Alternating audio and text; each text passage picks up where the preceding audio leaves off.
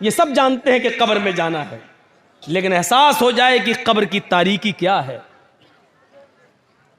कब्र के अंदर खुदा हुआ गड्ढा, उसमें रखी हुई लाश, उसके ऊपर रखे हुए लकड़ी के तख्ते और फिर ऊपर से मिट्टी। मेरे भाइयों, इतनी तारीक रात, सूरज की रोशनी का अंधेरा, लकड़ी के तख्तों का अंधेरा, कब्र की मिट्टी का अंधेरा। इस अंधेरे में हमें और आपको सबको जाना है। बहुत आसान है कह देना मरेंगे तब देखा जाएगा, बहुत आसान है ये कह देना कि मरेंगे तब देखा जाएगा। कहते हैं कब्र का हाल मुर्दे से पूछो। मेरे भाइयों, ये एहसास हो जाए कि एक दिन हमें अल्लाह के दरबार में जवाब देना है। जन्नत भी है, जहन्नम भी, हमें जहन्नम से अपने आप को बचाना है। अगर ये एहसास हो जाए कि अजाब जहन्नम बड़ा सख्त है, तो कोई आदमी फिर उस अजाब से बचने की फिक्र क्यों नहीं करेगा। हमें एहसास नहीं है उस बादशाह ने कितनी अच्छी तरीके से समझा दिया है। मेरे भाइयों, इतनी सब चीजें मानने के बाद, इतनी सब चीजें जानने के बाद, अब आइए मैं अब शुरू वाली अपनी बात पर आता हूं कि उस औरत ने, जो आदमी इतना सब कुछ कर ले तो फिर हराम बच्चा पैदा होगा? नहीं हो सकता। कितना ख्याल रखा गया है। लेकिन वो औरत थी और सहाबी आती और आकर कहती है कि अल्लाह के नबी, मेरे पेट में हमल है, बच्चा है, अय अल्लाह के रसूल सल्लल्लाहु अलैहि वसल्लम, मुझे सजा दे दीजिए क्योंकि मुझसे ज़िना का सुदूर हुआ है। आपने कहा ले जाओ, पत्थरों से मार मार कर ख़त्म कर दो।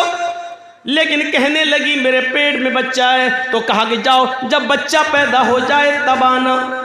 जब बच्चा पैदा हो गया तब आई। कहा अब इसको मार दो, खत्म कर दो। बच्चा रोने लगा। माँ अपने बच्चे को जब दूध पिलाने लगी तो अल्लाह के नबी ने कहा खातून, अभी तुझे मारा नहीं जाएगा, अभी कत्ल नहीं किया जाएगा। ये बच्चा जो नाजायज बच्चा है, जो जिना की पैदावार है, अभी तेरे दूध की जरूरत है इस बच्चे को, अभी तुझे नहीं मारा जाएगा।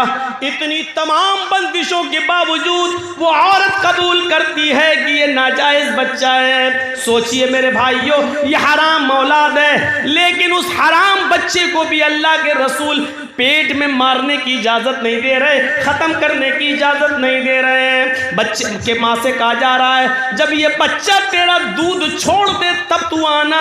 उसने दूध भी जल्दी छुड़वा दिया। आमतौर पर बच्चे 2 साल दूध पीते हैं, उसने 1 साल, 7 साल में, 1.5 साल में दूध छुड़ा दिया। फिर लेकर आई और कहने लगी अब बच्चा रोटी खाने लगा है। अल्लाह के नबी ने फरमाया, आय अल्लाह की बंदी, अब मेरे पास कोई बहाना नहीं है कि मैं तुझे छोड़ सकूं। आए सहाबा, जाओ और इसको ले जाकर सीने के बराबर गाड़ कर इस औरत को पत्थरों से मार मार के ख़त्म कर दो। पूरे वाक़े को बताने का मकसद ये है कि ये इंसानियत थी जनाब मोहम्मद रसूलुल्लाह सल्लल्लाहु अलैहि वसल्लम की, कि हराम का और नाजायज़ बच्चा भी गिराने की इजाज़त नहीं दे रहे हैं। ये इंसानियत है, इंसानियत। और इंसानियत का सबसे बड़ा सबक इस्लाम पेश करता है। हर हाल में मसाइल को जानने की कोशिश करो कि एक गज़वे में, गालिबन गज़वे ज़ातिर रिक़ा के मौके पर, सहाबा जंग लड़ते लड़ते जख्मी हो जाते हैं। कोई इस झाड़ी के नीचे, कोई उस झाड़ी के पास, कोई उस पहाड़ी के पास। एक सहाबी पानी लेकर घूम रहे हैं कि कोई जख्मी मिले उसको पानी पिलाऊं। उसकी नजर झाड़ी के किनारे पड़े हुए सहाबी के ऊपर पड़ती है जो जख्मों से चूर है और चीख रहे हैं पानी पानी। ये सहाबी उसके पास पहुंचते हैं, उनको उठाते हैं, सर पकड़कर अपनी रान के ऊपर रखते हैं, उनको पानी का गिलास उनके मुंह में रखते हैं, देते हैं कि पानी पियो। जैसी पानी का गिलास उनके होठों तक जाता है, अभी वो पीते नहीं कि दूसरी झाड़ी से आवाज आती है पानी, काश मुझे भी पानी मिल जाए, या थोड़ा सा पानी तुम मेरे लिए भी छोड़ देना। ये खुद प्यासा था, इसने पानी नहीं पिया, छोड़ दिया और कहा मेरा भाई मुझसे भी ज्यादा प्यासा है, मुझसे भी ज्यादा पानी का मुतलाशी है, लिहाजा जाओ पहले तुम उसको पानी पिला दो। यह आदमी उसके पास जाता है, उसके होठों से पानी का प्याला लगाता है कि तीसरे की आवाज आती है, थोड़ा बच जाए तो मेरे लिए भी छोड़ देना, मेरा भी हलक सूखा जा रहा है। दूसरे आदमी ने तीसरे की तरफ रेफर कर दिया, नहीं नहीं मैं रह सकता हूं, मेरा भाई मुझसे भी ज्यादा प्यासा लग रहा है, जाओ तुम पहले उसको पानी पिलाओ। ये पानी पिलाने वाला तीसरे के पास जाता है, उसको उठाता है, पानी का प्याला जमीन पर रखकर उसको सहारा देकर उठाकर अपने सीने पे लगाता है, फिर पानी का प्याला उठाकर उसके हलक में डालने की कोशिश करता है, उसके होंठ पे लगाता है, होंठ हिल नहीं रहे हैं। पानी का प्याला रखकर उसके दिल की धड़कनों को देखता है तो धड़कनें बंद है, सांस नाक में उंगली रखकर देखता है तो सांस बंद है। यानी तीसरा सहाबी रूह कब्ज़ से उनसुरी को परवाज कर चुकी है, उसका इंतकाल हो चुका है। इसने तीसरे को जमीन पर लिटाकर दूसरे के पास लौट कर आया, चलो ये तीन ही थे, अब दूसरे को ही पिला दे। जब दूसरे के पास जाता है तो क्या देखता है, वो भी मुस्कुराते हुए चेहरे के साथ लेटा हुआ है और उसकी भी सांसें बंद हो चुकी हैं। वो जल्दी से भागा कि पहले के पास चलूं, क्या देखता है कि पहला भी जहां आफरी के सुपुर्द कर चुका है, पहला भी अल्लाह को प्यारा हो चुका है, इस सहाबी की भी जान जा चुकी है। जो कौम 27 साल तक लड़ती हो, जो कौम 40,000 लोगों के मरने के बाद भी जिनकी तलवारें खून की प्यासी रहती हो, ऐसी डेंजर कौम को अल्लाह के नबी ने कैसा बनाया कि एक सहाबी दूसरे के लिए अपनी जान देने लगे, एक सहाबी दूसरे के लिए अपनी जान न्यौछावर करने लगे।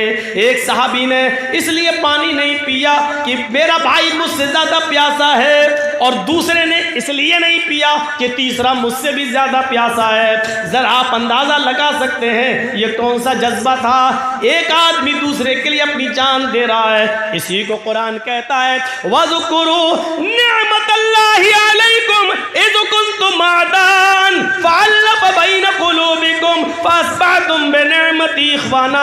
आए लड़ने वालों, झगड़ने वालों, उस दौर को याद करो, उस जमाने को याद करो जब तुम आपस में एक दूसरे से लड़ते थे, जब आपस में तुम एक दूसरे की गर्दनें उड़ाया करते थे, तुम आपस में एक दूसरे के हरीफ थे, एक दूसरे के दुश्मन थे। फ़अल्लफ़ बैन क़ुलूबिकुम, अल्लाह ने तुम्हारे दिलों में उल्फत डाल दी।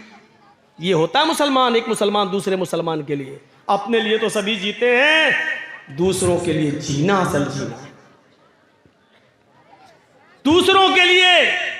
इसलिए फरमाया अल मुस्लिमु मन सलिमल मुस्लिमून मिन लिसानिही व यदिही। मुसलमान तो वो है कि जिसकी जबान से और जिसके हाथ से दूसरे मुसलमान को तकलीफ न पहुंचे। पहले जबान का लफ्ज है, मिन लिसानी व यदी, और जिसके हाथ से। मुसलमान तो वो है कि जिसकी जबान से और जिसके हाथ से दूसरे को तकलीफ न पहुंचे। इसमें कौन पूरा उतर रहा है? जबान से तकलीफ हम दे रहे हैं, हाथ से तकलीफ हम दे रहे हैं। अरे किसी को कत्ल करना तो बहुत दूर की बात, अल्लाह के नबी सल्लल्लाहु अलैहि वसल्लम ने लोहे का कोई हथियार उठाकर इशारा तक करने से मना किया है। जैसे देख रहा है ये कोई 10 मीटर दूर खड़ा, कत्ल करना तो बहुत दूर की बात है।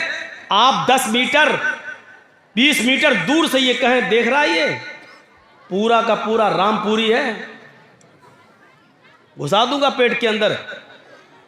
10 मीटर 20 मीटर की दूरी से इशारा करना भी एक मुसलमान के लिए दूसरे मुसलमान के लिए जायज नहीं है। हम कौन सी दुनिया में? यहां हाल ये है हमारा कि तकलीफ ना हो किसी को, ना जबान से ना हाथ से। भैया देखो सामने से मत उठिए, आप लोग पीछे से उठ के जाइए यार, मेरे सामने से जाते हैं तो बड़ा डिस्टर्ब होता है। कहां जा रहे हो चाचा? अब ये इस उम्र में घर जाके क्या करेंगे, पूछो जरा, सोचो।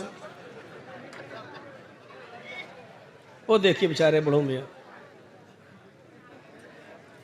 शुगर के मरीज हैं लग रहा है। अच्छा, जिन लोगों को पेशाब ज्यादा आता है तो उनको बीच में बैठने की जरूरत क्या है? उनको आगे पीछे दाएं बाएं बैठना चाहिए पहले ही से। ये सिस्टम होना चाहिए, ये सब उसके खिलाफ है अदब के। सामने से उठना, एक बार हैदराबाद में तकरीर कर रहा था, सामने से कोई आदमी आया तो मैं समझ गया यार होगा पेशाब करने, सीधे मेरा माइक पकड़ के कहता है कैसे बोला। और उसके बाद जो लाठी डंडे टमाटर अंडे चले, वो दौर हमें आज तक याद है। तो डर लगता है, सामने से कोई आदमी जब उठता तो मुझे डर लगता है, वो हैदराबाद हमें याद आ जाता है। इंसान हम भी हैं, खोपड़ी में वो ऐसा बैठ गया है कि जब भी कोई उठता तो वो हैदराबाद याद आ जाता है। तो सामने से मत उठा करिए। जबान से और हाथ से तकलीफ नहीं होनी चाहिए किसी को, किसी मुसलमान को किसी मुसलमान से। लेकिन यहां तो हाल ये है कि हम अपनी परेशानियों से इतना परेशान नहीं हैं जितना आपके आराम से हमें परेशानी हो रही है। हमें अपनी दाल से इतनी परेशानी नहीं हो रही जितना आपके गोश्त से हमें परेशानी हो रही है। हमारे घर में क्या पका है उससे परेशानी नहीं हो रही है, आपके घर में कुकर की सीटी से आने वाली बिरयानी की खुशबू हमें और परेशान कर देती है कि ये आदमी हमसे ज्यादा अच्छा कैसे खा रहा है। ये सूरत हाल हो चुकी है आज की। हम दूसरे को बर्बाद करने के चक्कर में लगे हुए, मिटाने के चक्कर में लगे हुए हैं। और आदमी ये नहीं सोचता कि आप दूसरे के लिए जो कुआं खोद रहे हैं उसमें आप भी गिर रहे हैं। जर्जीस साहब को दुश्मनी है आपसे, अब हम आपको बर्बाद करना चाहते हैं, हम आपके पीछे भाग रहे हैं, आप हमसे जान बचा के भाग रहे हैं। आप उतना नहीं थक रहे हैं जितना मैं थक रहा हूं। क्यों? क्योंकि मुझे पकड़ना है आपको, तो आपसे ज्यादा तेज रफ्तारी से मैं दौड़ूंगा तभी आपको पकड़ पाऊंगा। तो आप उतना नहीं थक रहे हैं, उससे ज्यादा मैं थक रहा हूं। वो आदमी उतना बर्बाद नहीं हो रहा है जितना हम उसको बर्बाद करने में अपने आप को बर्बाद कर रहे हैं। एक आदमी की जमीन का झगड़ा चला दूसरे आदमी से, दूसरे आदमी को 1 लाख की जमीन है लेकिन हमें चाहिए, हमारा पावर है। वो पुलिस में रिपोर्ट करके कोर्ट मुकदमा करके सोचता ले लेंगे, लेकिन जमीन 1 लाख की, लेकिन 1 लाख रुपए की जमीन लेने के लिए 3 लाख बर्बाद कर चुका अब तक, कोर्ट कचहरी बर्बाद करके उसने अपने आप को और ज्यादा बर्बाद कर लिया है। लेकिन जिद है कि हमें इसी की जमीन चाहिए। वो 3 लाख रुपए की जमीन और उससे अच्छी कंडीशन में दूसरी जगह मिल जाती है, लेकिन नहीं, हमें इसको सबक सिखाना, इसी की जमीन चाहिए। उसकी 1 लाख की जमीन को लेने के लिए 3 लाख बर्बाद कर चुका है। 3 लाख। अल्लाह के रसूल के पास एक सहाबी आए, कहा अल्लाह के नबी मेरे अंदर 4 बुराइयां पाई जाती हैं, मैं शराब भी पीता हूं, मैं जिना भी करता हूं, मैं चोरी भी करता हूं और मैं झूठ भी बोलता हूं। बताओ इन चारों में से एक छोड़ सकता हूं, क्या छोड़ूं? जबकि बुराइयां तो चारों हैं, हराम तो चारों हैं। अल्लाह के नबी से कहता 4 नहीं 1 छोड़ सकता हूं, बताओ क्या? अल्लाह के नबी ने कहा अच्छा काम कर, झूठ छोड़ दे। कहा अल्लाह के नबी मैं तो बड़ा अक्लमंद समझता था, आप झूठ छोड़ने को कह रहे हैं? कहा नहीं नहीं झूठ छोड़ दे। अब वो शराब पीने के लिए गया तो सोचने लगा अल्लाह अगर शराब पीऊंगा, अल्लाह के नबी ने कल पूछ लिया कि शराब पीती कि नहीं पीती और मैंने कह दिया हाँ पी थी, तब तो मेरी कोड़े मारे जाएंगे क्योंकि हम खुद कबूल कर रहे हैं। और अगर कह दिया कि नहीं तो ये झूठ होगा और मैंने वादा किया कि झूठ नहीं बोलूंगा, शराब छोड़ दी। अब जिना करने गया तो कहने लगा अल्लाह के रसूल ने अगर पूछ लिया कल जिना किया था कि नहीं और मैंने कह दिया हाँ किया था, तब तो पत्थरों से मार मार के हमें ख़त्म कर दिया जाएगा। और अगर कह दिया नहीं तो झूठ होगा और मैंने अल्लाह की कसम खा के वादा किया कि झूठ नहीं बोलूंगा, चलो जिना भी नहीं करता हूं। अब चोरी करने गया, कहने लगा अगर अल्लाह के रसूल ने पूछ लिया कल सुबह चोरी की थी कि नहीं, मैंने कह दिया हाँ तो हाथ काटा जाएगा और अगर कह दिया नहीं तो झूठ होगा, नहीं मैं चोरी भी नहीं करूंगा। सुबह होकर अल्लाह के नबी के पास आया, कहता कि मैं तो समझता था कि आपने बड़ा वैसा फैसला, आपने तो बड़ी अक्लमंदी से कहा झूठ छोड़ दो, मान गया आप बड़े अक्लमंद हैं। आपने कहा क्यों क्या हुआ? कि 4 बुराइयां छूट गई। अल्लाह के नबी ने फरमाया मैं जानता था कि झूठ तमाम बुराइयों की जड़ है। तो हिकमत से भी काम लो। अगर किसी आदमी से सारी बुराइयां नहीं छूट रही हैं तो उसको कहो कि ये छोड़ दो यार, ये छोड़ दो। हिकमत भी जरूरी है, हिकमत भी। अल्लाह के रसूल ने दूरअंदेशी से काम लिया, अक्लमंदी से काम लिया। हमें भी हर वक्त अक्लमंदी से काम लेने की जरूरत है, अक्लमंदी से काम लेने की जरूरत है। आज हमारी यही सूरत हाल हो चुकी है मेरे भाइयों कि हम अपनी परेशानियों से इतना परेशान नहीं हैं जितना हम दूसरे के सुख से परेशान हैं। हमारी हालत ये हो चुकी है।